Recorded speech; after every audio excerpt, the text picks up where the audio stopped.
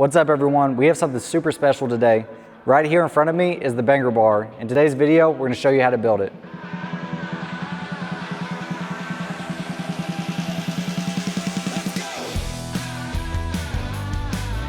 Before we jump into this installation, let's talk about everything this kit comes with. When you order this kit from us, it comes with all the harnesses, all the necessary hardware, and all the pod lights. Let's show you how to construct it.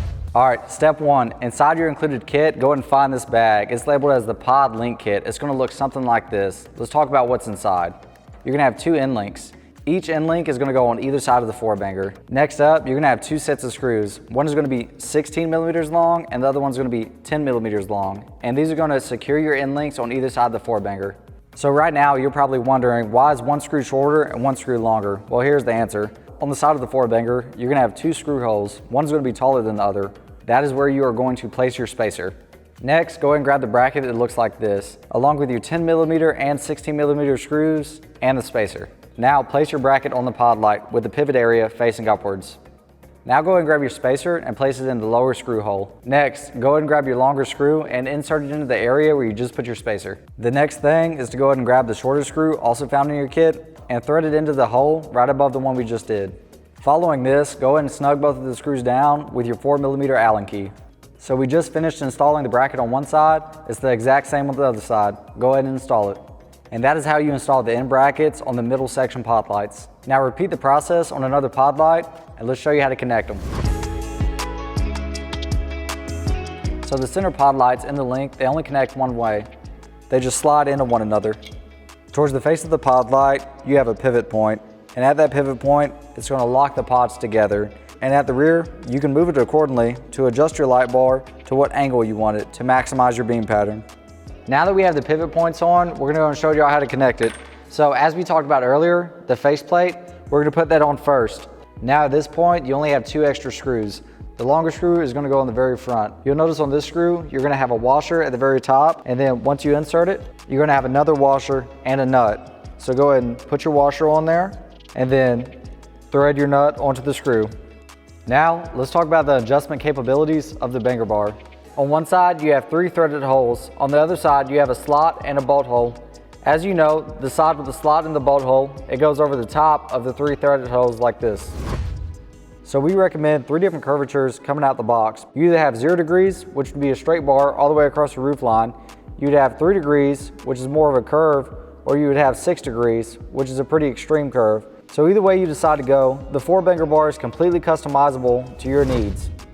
Now, with this last screw, we're gonna find our adjustment and we're gonna thread this in. Now for the last step, go ahead and tighten everything down. Ensure that your Morimoto face cover is centered in the middle as it will wiggle side to side when the bolt is loose. Now grab your 5 millimeter Allen key and your 10 mil and begin to tighten everything down. Now everything's tightened down. This thing already looks like it's coming to life. We just have to get the rest of the pods, hook them together, power it up, and we're ready to roll. Here's a pro tip for y'all. Make sure when you're tightening your 4Bangers down, have them on a flat surface. If you don't do this, you'll end up having a bow in the bar, and that's the last thing you want.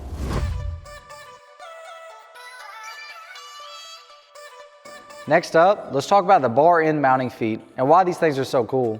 These things are super cool because they're not vehicle specific. You can use them in a variety of applications. You can either have it mounted to the face on this side with the feet facing inwards or to the face on this side with the feet facing outwards, depending on your application. Now let's talk about the end brackets and show you how to install them. You're gonna have two pieces in the end bracket bag and they're gonna look like this. With mounting up the first piece on your end bracket kit, you'll notice on your 4Banger, the bottom screw hole is more recessed. This is where your spacer is going to come into play. Your spacer is going to sit on the bottom screw hole and fit in between the end bracket and the 4Banger. Now, go ahead and install the first end of your bar and mounting bracket. You will notice that this is installed correctly when the hinge is lined up with the face of the 4Bangers and not the back of the 4Bangers. Once you have your spacer in place, go ahead and mock it up. Your longer screw is going to go in the bottom screw hole where the spacer is, and your shorter screw is going to thread into your top hole screw. Next up, take the other half of your bar and mounting bracket. Go ahead and slide it over the other half of the bar and bracket, just like so. Once you have that, take your longer screw, also found in the kit, with your two washers and the nut. Take your washer, slide it over the bolt. After you have that, that, slide it into the screw hole to connect the end brackets. The next step following that, take your other washer and your bolt and thread it onto the bottom of the bolt. After the bar end is installed, go ahead and take your mounting feet and install them. Remember that the feet are specific to your application, so either way you want to do it, that's fine with us. To put on your mounting feet, you're going to need your 3 screws with 3 washers. Once you have those, go ahead and line the 3 holes on your bar end with the 3 holes on your mounting feet. Now go ahead and line your 3 screws. Once you have the 3 of them aligned, go ahead and tighten them down.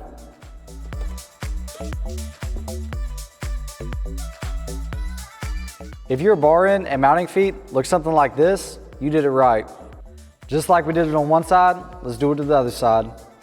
So right here, I have my support leg. And for example, on this 10-pod banger bar, I would put my support leg on every 3rd banger bar. I've determined that this gives me the best support possible when mounting on a vehicle. Go ahead and grab your long piece of the end bracket that looks like this and your rubber stopper. Once you have your rubber stopper inserted in the long piece, grab a washer and a nut. Once you have your washer and your nut, go ahead and insert the washer onto the threads. Now all you have to do is tighten down your rubber foot and it should look something like this. Following this, grab the other side of the bracket. It's going to look something like this. Once we have this bracket, you're going to have 2 holes. One's a hole where it can pivot on and one's a stationary hole. You're going to line that up with the stationary hole towards the bottom of the long bracket. It's going to look something like this. Once you have that, you're going to grab your 2 bolts, your 4 washers, and your 2 nuts. You're going to go ahead and insert one of the bolts in the stationary hole and one of the bolts in the pivot hole, both with a washer on that. Following that, you're going to put a washer on the back side and then thread the nut on. Once the first bolt is installed, it's going to look something like this. Next step is to grab the other bolt and repeat the process. If everything was done right, your bracket's going to look something like this. All right, now that both of our leg supports are built, we're going to go ahead and flip this thing around and show you how to install them.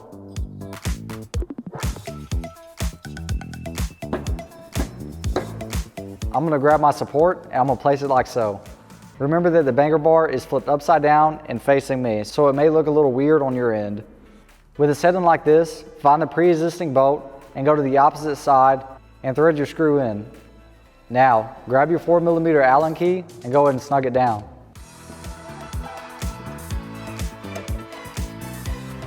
Next, do the same thing on the other side.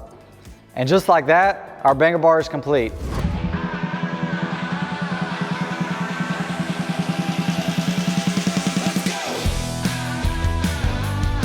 Now, there's one more thing I got to show y'all before y'all leave, and that's going to be the Morimoto harness.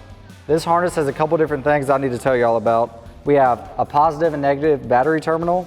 We have a relay, which needs to be mounted like so in the engine bay to prevent water from getting in. After that, we have all of the connectors that will connect to your 4Banger bar. The kit also comes with an extension harness. Lastly, we have a barrel connector. This barrel connector is either good for our 2 switches, which when one is pressed, the outside pod lights are going to come on, and when the other one is pressed, the inside pod lights are going to come on. We have also included this other harness. This is in case you don't want to run our switches, you want to run your own aux or your own upfitter switch. So for more details on how to install these 4Bangers, check out our other videos. And if you want to get these products and so much more, go to our website, type in your year, make, and model, and I'll catch y'all in the next one.